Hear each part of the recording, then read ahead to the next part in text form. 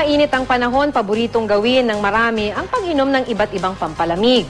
Pero may paalala ang Department of Health lalo na sa mga mahihilig bumili ng samamalamig sa mga bangketa. Makibalita tayo kay Ana Desamparado. Ilan sa mga patok na pamatid-uhaw tuwing ganitong tag-init ang iba't ibang inumin, gaya ng mga samalamig, buko juice o shake. At dahil mabenta, kabi-kabila ang mga nagtitinda ng mga ito sa mga kalsada.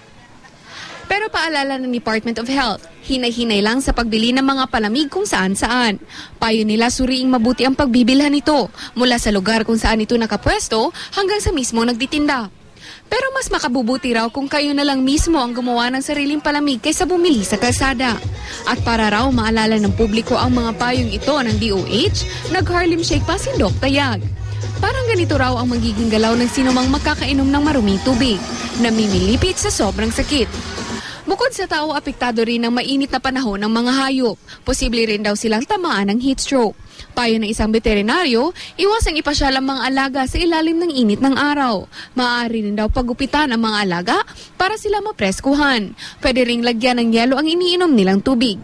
Sa isang farm nga sa Giginto, Bulacan, tila naka-aircon daw ang mga alagang baboy dahil sa Tunnel Ventilation System o TVS na ginagamit tuwing tag-init.